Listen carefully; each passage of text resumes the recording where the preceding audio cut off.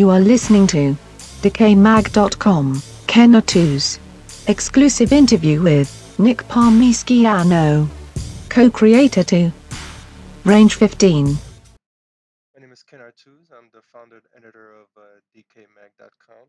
I'm joined by Nick Palmisciano, West Point graduate, served as infantry officer for 6 years, and he is now a civilian turned entrepreneur. And he is the founder of Ranger Up, now adding filmmaker to the list of accomplishments. Once again, thank you for joining us. Pleasure to be interviewing you in your success with Range 15. Thanks so much for having us. I really appreciate it. You're welcome. You're welcome. My pleasure. My pleasure. Let me start off with the first question. Um, Once the script was proposed, what was the initial idea and how did it change into a zombie theme from the many choices of the horror genre? It's always been a zombie concept because the zombie genre is something that actually is a conversation military people have all the time when you're sitting around and you're bored during training, or you're watching a show together. You watch The Walking Dead with a bunch of military guys, and everybody's frustrated because you feel like these people should have learned over time and have much better tactics, but yet they always seem to end up in the same stupid situations. So, military guys sit around and think, all right, if it was the zombie apocalypse, what would I do? And it's a constant conversation. So we basically took that concept and turned it into a movie. You mentioned in the behind the scenes video that the lines in the script were rewritten 4 or 5 times, and I believe Mr. Best added that the dialogue was to show a soldier's daily interaction. Was the goal to cast a comical humor side of the soldiers as opposed to what civilians normally are presented with in the news? Yeah, the military it probably has the best sense of humor of any place you're going to find anywhere on the planet. There is nothing that is offensive. Uh, Everybody, like I'm telling you, and I know it's hard to believe this, but like race goes away, religion goes away, all those things go away, and you're just one team suffering through miserable experiences. And so what ends up happening is you end up with a really messed up sense of humor. And Hollywood always portrays military people as either, humorless automaton droids, that just want to salute and kick ass, or completely broken alcoholics that can't handle anything. And I know, no veterans like that. So we wanted to kind of set the record straight. Even though it's a comedy, we wanted to kind of send a message that this is who the military really is. And off the cuff question, um, was that the initial point of shifting away, just like how you had mentioned how Hollywood portrays a serious tone? That's Was that the reason why you just wanted to go full out comedy? Yeah, yeah. I mean, there's no military comedy out there. The last decent military comedy was probably Stripes, and that movie didn't even really try to be accurate. But it's a classic. It's hilarious. But I mean, everything in the military is always serious, and it's always wrong. And there are fewer and fewer veterans now than there were at any other point in history. 11.2% of the population served in World War II, 4.3% of the population served in Vietnam. This is the longest war we've had ever, and only a 0.5% of the population has served. And when you think about that, it's very easy for the average person to just attach a stereotype to a veteran. There isn't even any judgment around that. It's just, if you don't know veterans and all you see is like film about them, you're going to start believing those stereotypes even subconsciously. And we think that's dangerous. We think it's dangerous to have the military and civilian world so separate when it should be intertwined. And so we wanted to make a movie that kind of brought people together, made veterans approachable instead of some sort of sacred cow, or broken human. Mm, very interesting point. Um, Also noted in the behind the scenes was the frustration of multiple writers in different locations. What were some of the other complications for yourself and for the team as first time filmmakers that you want to avoid in your next project? Honestly, the most frustrating thing is that the whole system is against you. Every single event I've gone to where I've tried to learn things, whether it's filmmaker boot camps or just events, festivals, whatever. You get somebody that stands up from SAG, or you get somebody that stands up from the major studios, and they get up there and they say, we support independent film. We believe in independent film. That's the heart and soul of Hollywood. Blah blah blah. Patently false. No one likes independent film. They work against you. The system is rigged against you. You know, uh, we were extorted for money 5 times in Hollywood. And there's nothing we could do about it. Literally extorted for money 5 times. The you even getting your film, to go from like the final edit to DCP, there's only a handful of people in the U.S. that do that because it all goes through distributors. If you want to sell your DVD on Amazon and you didn't buy the DVD from a distributor, you can't do it. You have to get special permission. If you want to put your movie on iTunes and you're not a distributor, you have to go through either distributor or their competition. There's only 2 ways you can do it. Like, everything is stacked against you. Nobody wants you to succeed. Everybody wants you to play by the rules, and that's, make a movie with a script that is Hollywood approved, use Hollywood money, and go through a Hollywood distributor. And if you don't do those things, they make it almost impossible for you to succeed. And that's why we're so proud to actually be at a moment where our movie's hitting iTunes and Amazon and all these other places, because with a handful of exceptions, nobody in the entire industry has wanted this project to work. Wow, that is disgraceful. And thank you for that enlightenment. I have never heard of this before, being that I have interviewed other independent filmmakers. Yeah, it's not easy. Wow. So Not easy. basically, Range 15 was just a punch in the face to the guys in the suits.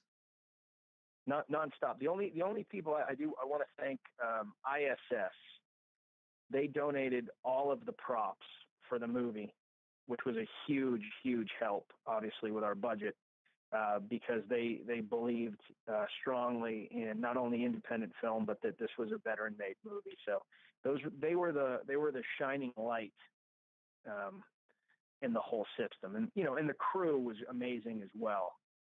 The people that worked on the movie were amazing. I'm talking about like the institutions. The institutions were brutal. And touching base on film making business, crowdfunding campaigns are usually hit and miss. Excuse me. The downside are Hmm. usually for first-time filmmakers. What was the reaction when the goal exceeded expectations, and did the team foresee this type of response? So we thought we would hit our goal. We have really passionate followers, and we've been loyal to them, and they've been loyal to us for many years. But none of us expected the reaction that we got. We knew we were going to get to 350 eventually. We were hoping for 500. We did not expect 1.2 million dollars, and that gave us the opportunity to make a much bigger movie than we all could have imagined. So we went into this really kind of, with the idea of making a campy B flick. And while we certainly did not make, a giant Marvel blockbuster, the movie has a lot of really high quality moments that never, would have been possible without that huge support from Indiegogo. So, between the Indiegogo support and our sponsors, we were able to make a much bigger movie than any first-time filmmaker deserves to make. And we took that very seriously. We knew that this was a once-in-a-lifetime opportunity. Most definitely. And once the production was underway, At what point was that feeling that began to settle of, to put it bluntly, oh shit, things are about to get real and we are about to make this film? When William Shatner showed up on set day one, he was our very first day. He has a tight schedule. There were only 3 days he could film, and our director is a big believer of jumping right in, and so he booked him for the first day and brought us all in and said, I've booked William Shatner for the first day, so you guys better bring your A game or you're going to embarrass all of us. And we took it we took it seriously. And Matt had a big scene with William Shatner, the very first scene in the entire movie that was shot, and that's the opening sequence to the film, and he held his own, which was awesome. So that kind of set the tone for the whole thing. Amazing. And I got to be the first time that I see Shatner in makeup. Yeah.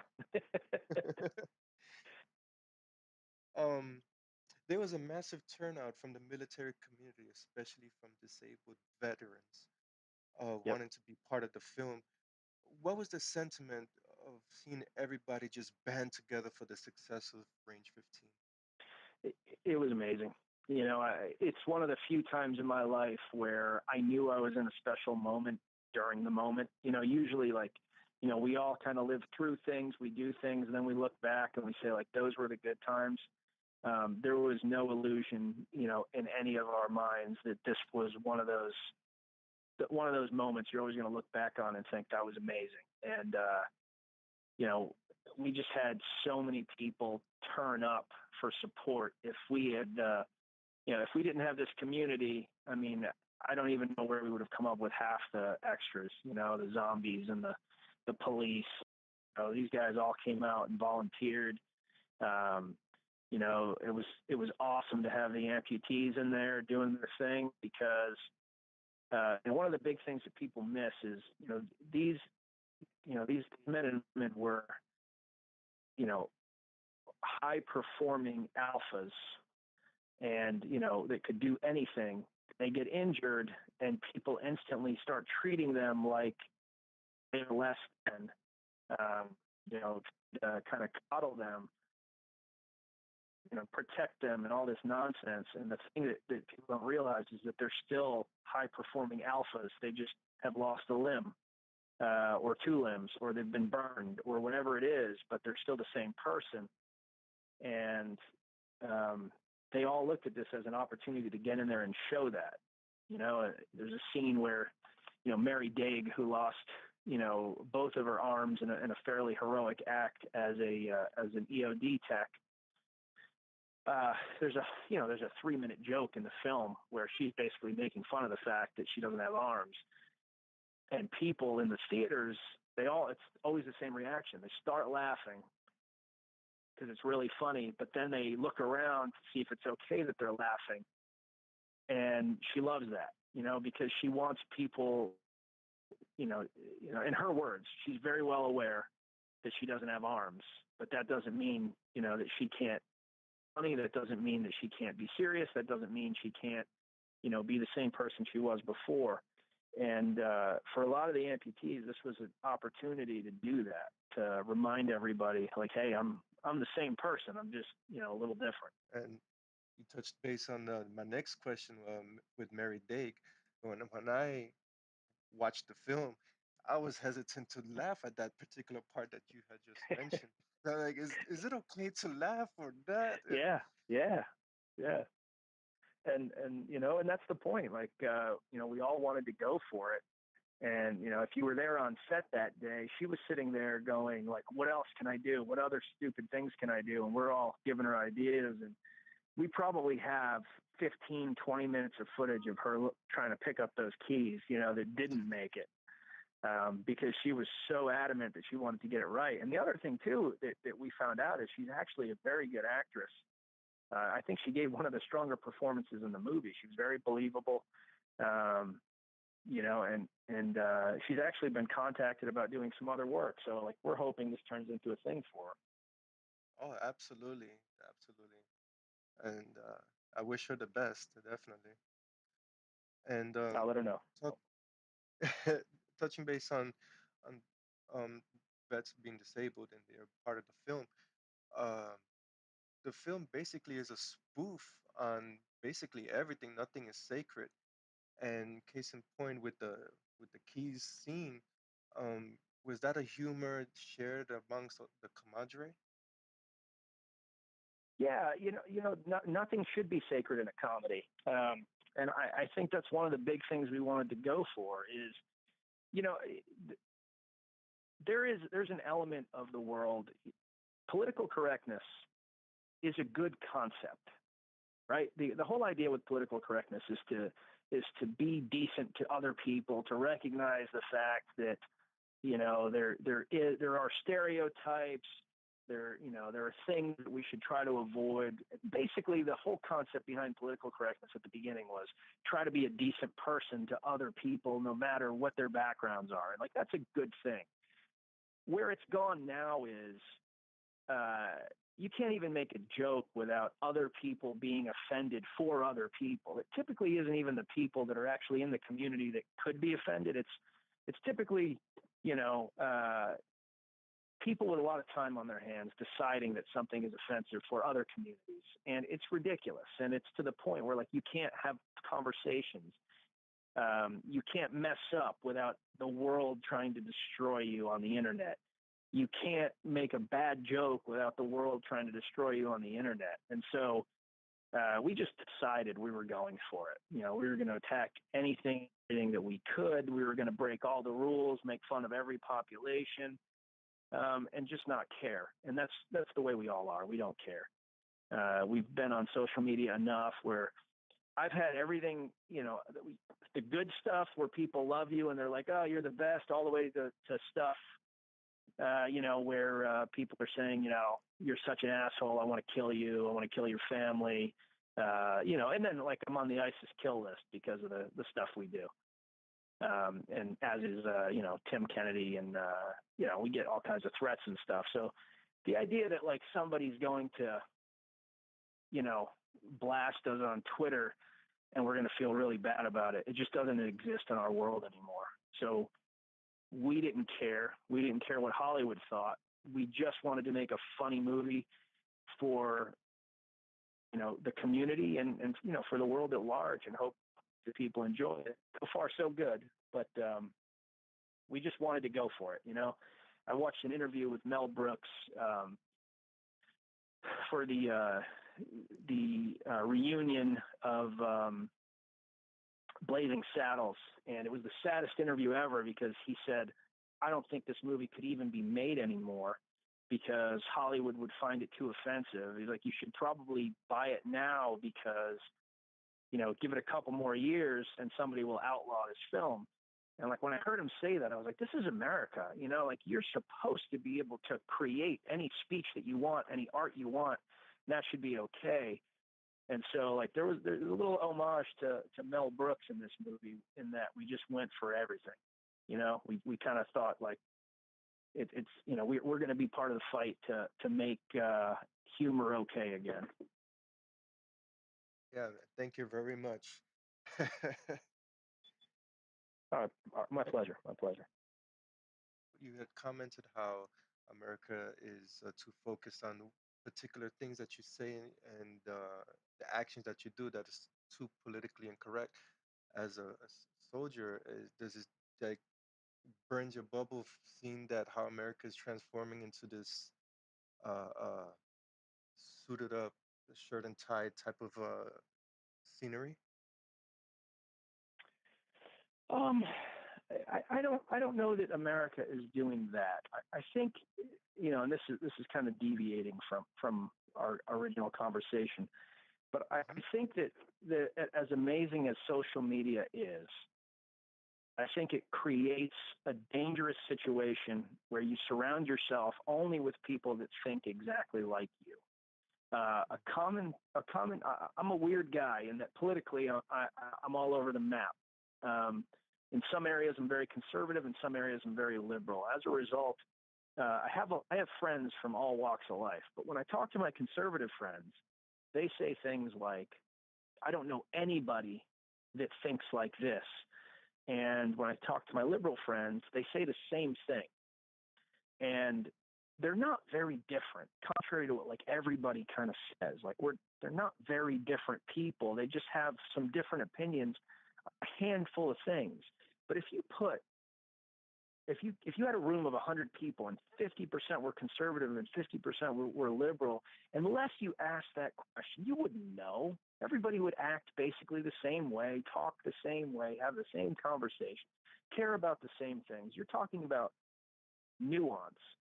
But what social media does is it creates these walls where you can, instead of trying to have conversations, people typically just bash each other that when they don't agree exactly. And that's something that used to not happen. You used to have conversations, and it was an art form to have a debate as opposed to just kind of yelling at each other.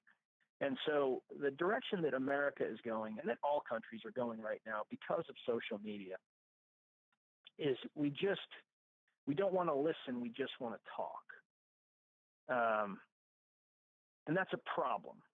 Like that is a problem. That is the problem that I think America has right now and that's why we have Clinton versus Trump, which is, in my estimation, the worst election in the history of our country.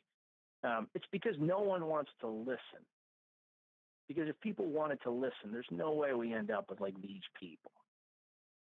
And so, with this movie, we want to start a conversation. We're trying to force a conversation. And, not that we're going to solve anything, but I think the more times that you can force people to have a conversation, the more times that you can bring people together, the better things are, So a lot of people look at our movie and the starting guess is this is a conservative film. It really isn't. There are elements of it that might be that you wouldn't see in most Hollywood movies, but one of our attorneys came to the film and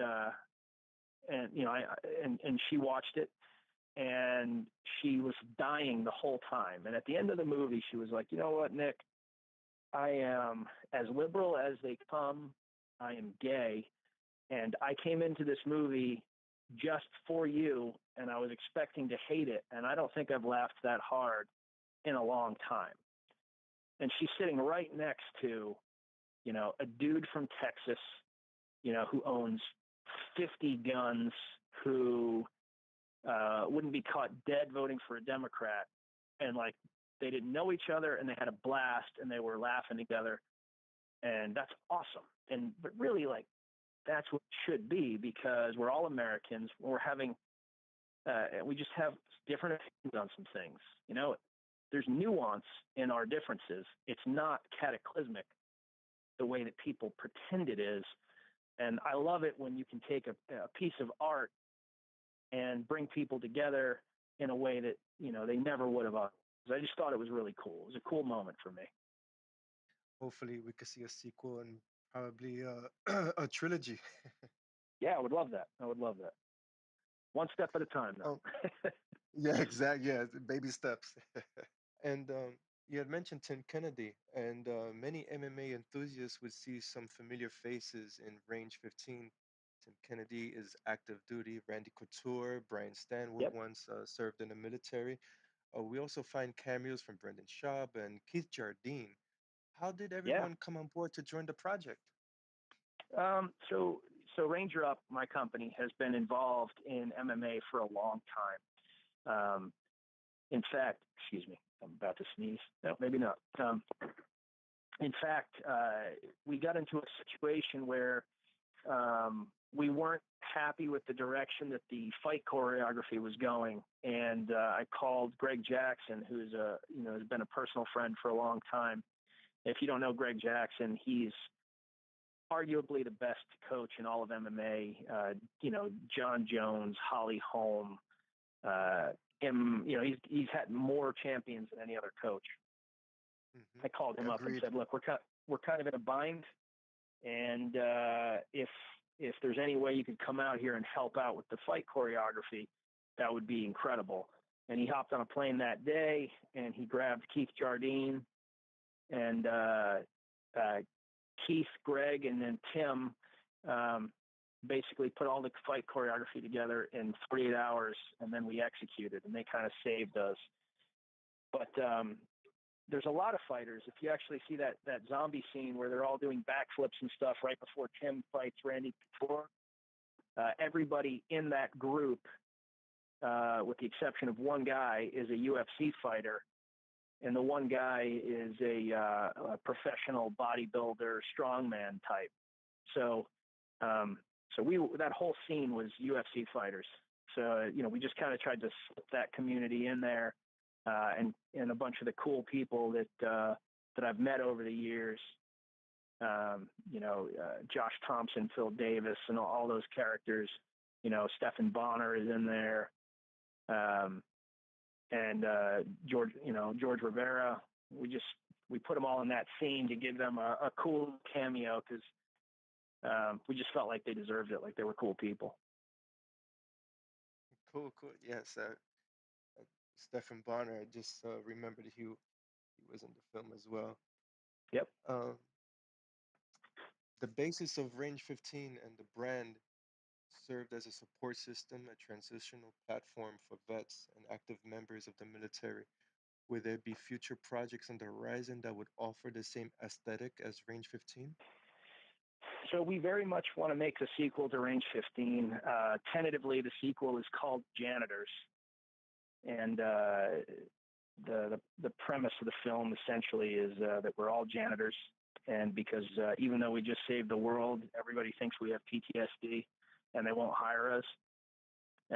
So the only job we could get was janitors at an all-girls college. And I don't want to go into the plot too much, but basically we're a bunch of janitors at this college, and then some stuff goes down. And once again, we're the only people that can save the world. It sounds hilarious already. So, would you be venturing in the same route as Range 15 with the crowdfunding? We're gonna see how that goes. That's something we still need to develop.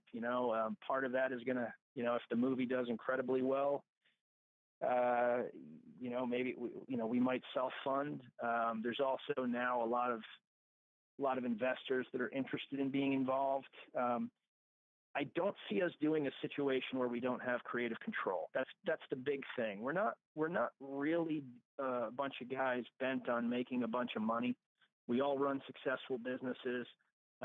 We've all been in situations where we were making a lot of money and kind of walked away from those in order to do what we love. So the goal here is not, we need to get rich. The goal is we want to make cool work. So as long as we can make the work the way we want to, we're open to just about anything. But we will not put ourselves in a position where we have a producer that is not one of us, that is coming in telling us how the movie is supposed to be made, because that's how you end up with generic film after generic film after generic film in Hollywood. So we're not really interested in that. But,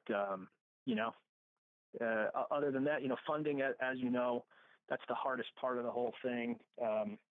We could crowdfund again. We could also go, any of the other routes. So we're gonna kind of wait to see how that develops over the next month.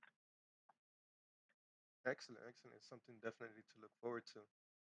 Yeah, for sure. The guys on set, they were very comical. How much would the dialogue was like improv, like on the spot delivery? There's a lot of improv.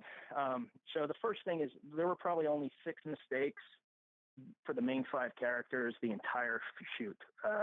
We knew we had a limited budget. We were all producers on the film, so we all knew exactly how much money we had, and we also knew that none of us are actors. And so we practiced so much that any member of the main cast could have recited the entire movie, every line all the way through. And so what we did was we typically had 3 takes per scene. If we had to go more than that, we were running behind schedule. And so Ross would shoot the first take. If he liked it, he would tell us to improv for the next 2. If he didn't like the first take, then we would do a second take. If he liked that, we got to improv for the last one. And if he didn't like the first 2, then we had to do it straight down the pipe. And so because we only had we only had about 6, 7 mistakes the whole time, and in the entire set, um, we were able to try a lot of improv, and so there is a lot of improvisation, in the movie, and it worked out great. So because everyone knew the whole script cold, everyone knew how things tied together. So even the improv kind of worked, if that makes sense. Like it never went too far away from where we had to end up. Right. Yeah. It does show that there was just a natural delivery, like, and that's what gives it that genuine comedy effect. Well, we tried to set ourselves up for success. We took our personalities and the way that we interact with each other, and we basically just made it a little bit of a caricature. Like, in our group, I am the most serious guy. I'm not serious, but compared to the other clowns in the group, I'm the most serious. You know, Jack is a really smart guy, really well-read guy, but he is also the most likely guy in the group to just take his shirt off and his pants off and just walk down the street. And so forth and so on with every character. And so all we did was we took the traits that we had and the way we interact, and we just took it to the nth level. Like, what would I look like if I was just if we took my serious traits and just made me the most serious? What would Jack look like if we took his clownish uh, behavior and took it to the extreme? What would Matt look like if we made him just the ultimate narcissist? And so forth and so on. And so the interactions were natural because it's kind of the way we talk to each other anyway, just kind of on crack. It was a great film. And one final question. And Range 15 releases tomorrow on DVD. Tomorrow, the DVD is probably going to be here a couple days later. This is once again the things you have to learn. We thought it was going to be here for the 16th, but come to find out that when you make Blu-rays, for example, Sony has to approve the project and give a code. I had no idea about that, so that delays the project a few days.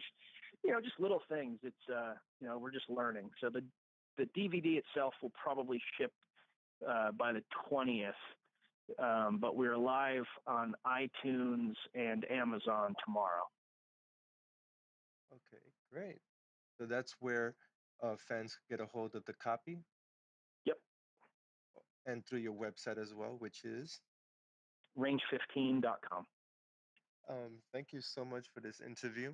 Yeah, my pleasure. Um, Once again, my name is Ken Artuz from DecayMag.com. Awesome.